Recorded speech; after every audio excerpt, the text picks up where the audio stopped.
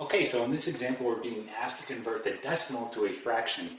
So this is fairly simple, and this video will be very straightforward. So your first step is you want to take your decimal and put it over 1. So let's start with our first one right here. We have 0.3. We're going to put that over 1. And then we need to say to ourselves, what do I need to multiply 0.3 by in order to make it a whole number? Well, if I multiply it by 10, that will give me 3, right? So I'll get 3 if I multiply the numerator by 10. But what I do to the numerator, I also have to do to the denominator. So I also have to multiply the denominator by 10 as well. Okay, so now I have 3 over 10. Okay, and there it is as a fraction. So here's our answer. Okay, so we just took the decimal and wrote it as a fraction, right? Let's try our next example right here. So we have 0.24. Same thing, we're going to put it over 1. So we have 0.24 over 1. Okay, now we say to ourselves, what do I need to multiply this numerator by in order for it to give me a whole number? Well, if I multiply it by 10, it's going to give me 2.4. So I have to multiply it by 100. It will give me 24. That's a whole number. The goal is to get a whole number on the numerator. Right? So I'm going to multiply both the numerator and denominator by 100. So doing that, I get 24 over 100.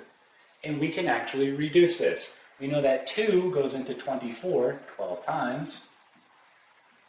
2 will go into 100 50 times, and we can go further. 2 will go into 12 6 times, and 2 will go into 50 25 times. So here is our final answer, and it is completely reduced, right? 6 over 25. Okay? All right, let's try these last two right here. So just erasing this. So we have room. So writing this one right here, we have 27.80. We're going to put it over 1. Okay? So what do I need to multiply the numerator by in order for it to give me a whole number? So in this case, again, I need to move that decimal point over 2 places. So I need to multiply by 100. So I'm multiplying by 100 on both the numerator and denominator. Okay, so when I do this, I get 2,780 all over 100.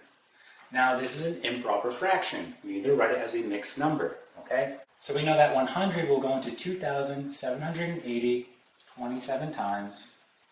There's going to be 80 left over all over 100.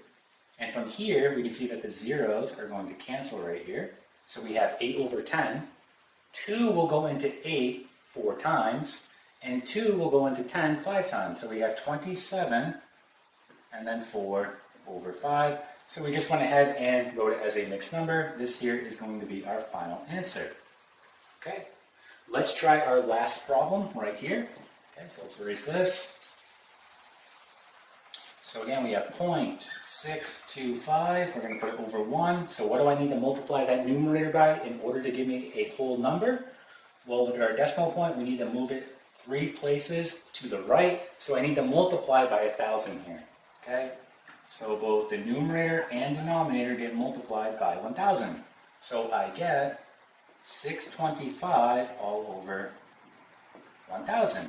Okay, and from here we know that 125 will go into 625 5 times, and 125 will go into 1,000 8 times. And there it is. Here's our fraction.